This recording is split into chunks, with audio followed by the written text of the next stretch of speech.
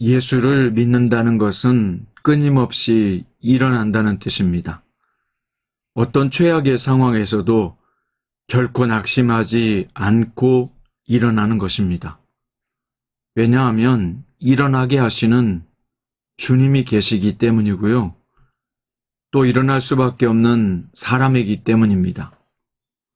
우리는 결말이 좋은 사람들입니다. 오늘 또 현상이나 상황이나 현실에 너무 빠져서 상심하지 마세요. 바울처럼 예수님처럼 일어날 수 있기를 바랍니다. 오늘 본문은 사도행전 14장 19절부터 28절이고요. 그 중에서 19절부터 23절까지 있겠습니다. 유대인들이 안디옥과 이고니온에서 와서 무리를 충동하니 그들이 돌로 바울을 쳐서 죽은 줄로 알고 시외로 끌어내치니라.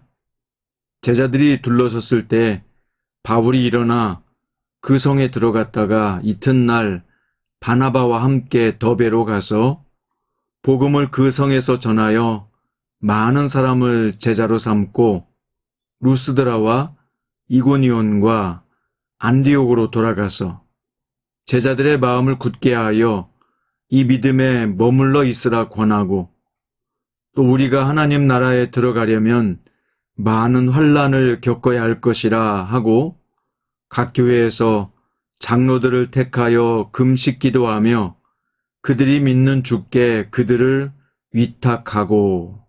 아멘. 오늘 말씀의 제목은 다시 일어날 수밖에 없는 이유입니다. 사도행전에 등장하는 사도들은 여러 가지 면에서 예수님과 닮았습니다. 바울도 마찬가지인데요. 1차 전도 여행을 마감하면서 예수님의 부활과 같은 경험을 했고, 부활하신 예수님이 다시 제자들을 찾으셨던 것처럼 자신이 복음을 전했던 사람들을 다시 찾으며 사역하는 바울의 모습을 볼 수 있습니다.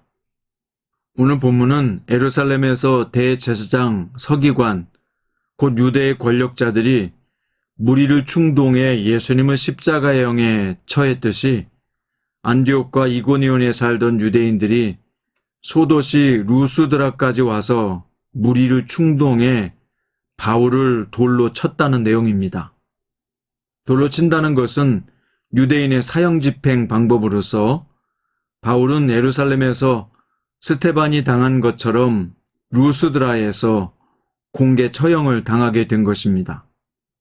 그런데 돌에 맞아 쓰러진 바울이 놀랍게도 금방 일어났다는 것입니다. 오늘 본문에 보면 그들이 돌로 바울을 쳐서 죽은 줄로 알고 시외로 끌어내쳤다라고 되어 있는데요. 바울이 돌에 맞으면서 몸도 마음도 엄청난 충격을 받았을 것입니다.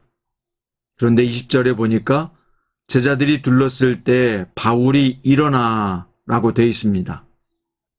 죽었다고 여겨질 정도로 치명상을 입은 바울이 어떻게 그렇게 빨리 일어났는지 알 수 없습니다. 그런데 중요한 것은 바울의 모습이 예수님의 부활을 그대로 모사하고 있다는 것입니다. 예수님이 부활하신 후 예루살렘의 제자들에게 다시 나타나셨다가 떠나셨던 것처럼 다시 살아난 바울도요, 루스드라로 다시 들어가서 교회를 만나고 더베로 떠납니다. 다시 일어난 바울은 언제 그랬냐는 듯이 조금도 돌에 맞아서 상처를 받았거나 낙심하거나 절망했던 모습이 없습니다.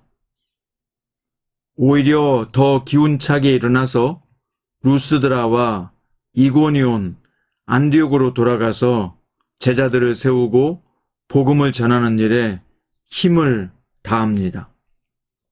그러면서 제자들에게 권하기를 우리가 하나님 나라에 들어가려면 많은 환난을 겪어야 할 것이라 라고 가르쳤습니다.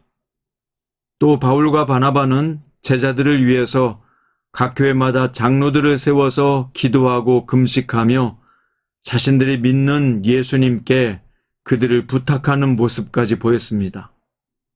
이 바울의 모습을 보면 부활하신 예수님의 모습을 그대로 닮았어요.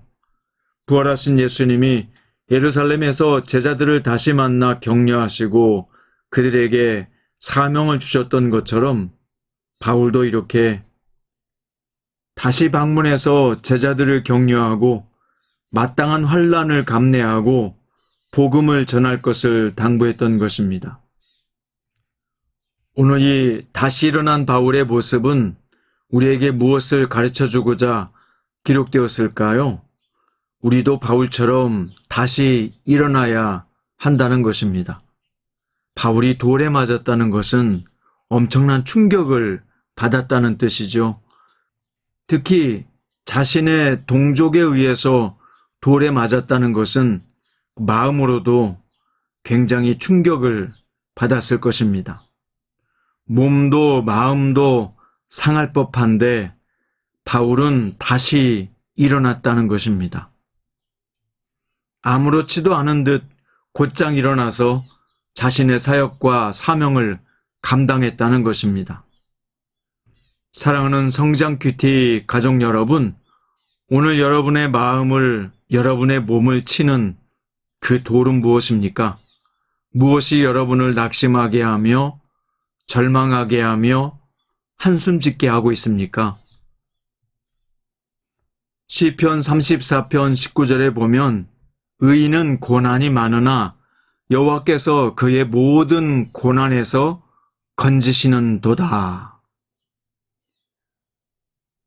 시편 37편 17절에도 보면 악인의 팔은 부러지나 의인은 여호와께서 붙드시는 도다.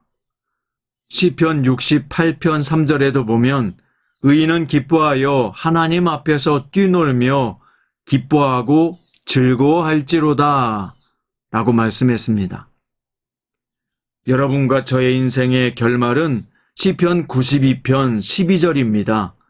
의인은 종려나무같이 번성하며 레바논의 백향목같이 성장하리로다. 사랑하는 성장큐티 가족 여러분, 어떤 돌에 맞더라도 낙심하거나 절망하지 마십시오. 의인은 7번 넘어져도 다시 일어나는 사람입니다. 오늘도 예수 그리스도의 보혈로 의인된 여러분, 다시 일어나 주님을 향해서, 복음을 향해서, 우리의 아름다운 삶을 향해서, 결말을 향해서 계속해서 전진하는 복된 성도의 삶을 살아내시기를 주의 이름으로 축원드립니다.